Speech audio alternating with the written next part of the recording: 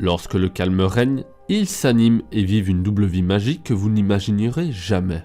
Mais si je vous disais que ce premier film pourtant si coloré renferme des secrets sombres et tristes, que Toy Story 1 possède une double lecture plus adulte et insoupçonnée. Salut à tous et à toutes, c'est Endo, et aujourd'hui, prenez votre lampe torche et suivez-moi dans la face cachée de Toy Story.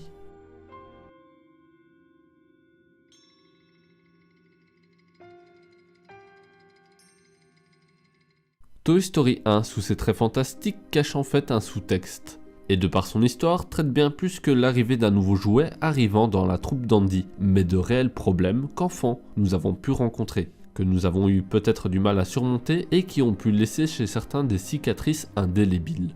L'un d'eux est la peur de l'abandon. Lorsque Buzz débarque dans la vie des jouets de celle d'Andy, Woody est plus que réticent à son arrivée, ayant peur d'être abandonné et de perdre sa place de jouet préféré auprès du petit garçon, et de sa position de leader au sein du groupe de jouets. N'acceptant pas cette situation et le fait que Buzz ait plus d'attention qu'on ne lui accorde, la colère grandira en Woody, au point de commettre son acte malveillant visant à se débarrasser du ranger de l'espace. Ce n'est qu'au travers du regard condamnateur des autres jouets que le cow-boy saisira la portée de ses actions, comprenant qu'il avait commis une bêtise qu'il devait réparer. Et son comportement destructeur entraînera le chagrin d'Andy, puisque attaché aux deux jouets, il ne les retrouve plus.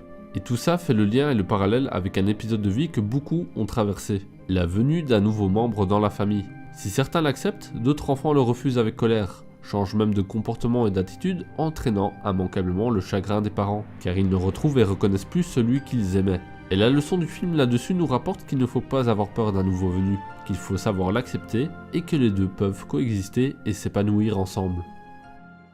Le second problème est le manque d'attention, et peut-être pire encore, la violence parentale. Celui-ci est incarné par Sid, le grand méchant du film. Petit garçon perturbé et destructeur, on en vient à se demander pourquoi adopte-t-il de tels agissements, alors que sa mère, même si on ne la voit pas, on l'entend de temps à autre et paraît être une mère attentionnée et aimante. Il y a une scène très rapide du film qui nous le laisse comprendre. On voit le père dans un canapé, devant la TV, des bières au sol. En tant que spectateur plus mature, au revisionnage de ce fugace moment, on comprend la situation. Le père est présent, mais sans réellement faire partie du foyer familial. Alcoolique, et au vu du comportement agressif de Sid sur ses jouets, on peut penser que le père, dans les rares moments où il daigne voir son fils, se montre physiquement ou verbalement violent avec lui, entraînant les dysfonctionnements comportementaux du garçon qu'on lui connaît. Sid trouve refuge ainsi qu'une forme d'exutoire dans la torture de ses jouets et dans la brutalisation de sa petite sœur.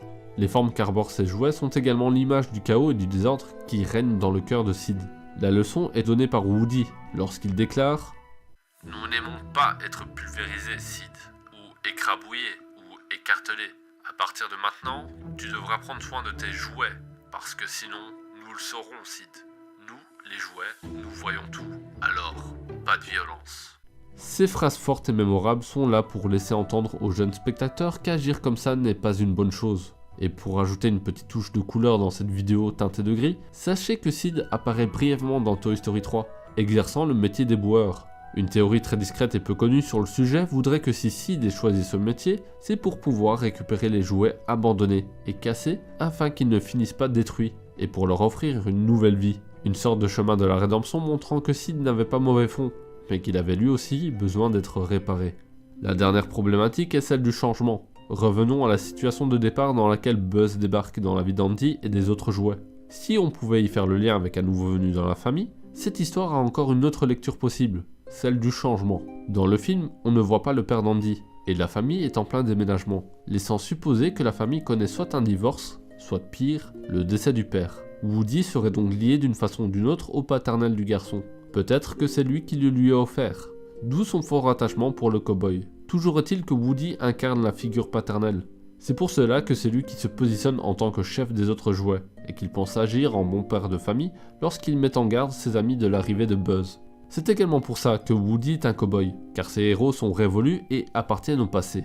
Et c'est aussi pour ça que Buzz est un ranger de l'espace futuriste, car il incarne l'avenir, le changement. Buzz fait le pont avec une nouvelle figure paternelle arrivant dans la vie d'Andy, une nouvelle figure cool et branchée, laissant craindre Woody qu'il ne sera plus le préféré et apprécié à sa juste valeur. C'est pour ça qu'il le rejette avec autant de force. Mais une fois encore, la leçon est la même que pour celle de l'abandon. Il ne faut pas avoir peur, les deux peuvent coexister ensemble. Plus encore, qu'il ne faut pas avoir peur du changement et de l'avenir. C'est pourquoi même la phrase d'accroche de Buzz est « vers l'infini et au-delà ». Cette phrase mythique porte la symbolique qu'il faut toujours aller de l'avant malgré les difficultés. Le film Toy Story regorge de leçons de vie. L'une d'elles nous apprend que même lorsque l'on déprime, il ne faut pas se laisser abattre. Comme Buzz, lorsqu'il s'aperçoit qu'il existe d'autres Buzz comme lui dans le monde, et qu'il n'est pas si spécial et unique qu'il le pensait. Mais Woody lui fera comprendre que même s'il en existe d'autres comme lui, il a sa propre valeur ajoutée et ses propres talents. Un film riche en enseignements. Voilà, c'est donc la fin de cette vidéo. J'espère que celle-ci vous aura plu. Si c'est le cas, comme d'habitude, le like, le commentaire, la cloche et l'abonnement de l'amour. C'est tout pour moi pour aujourd'hui. On se dit à très bientôt pour une nouvelle vidéo. C'était Enzo. Ciao.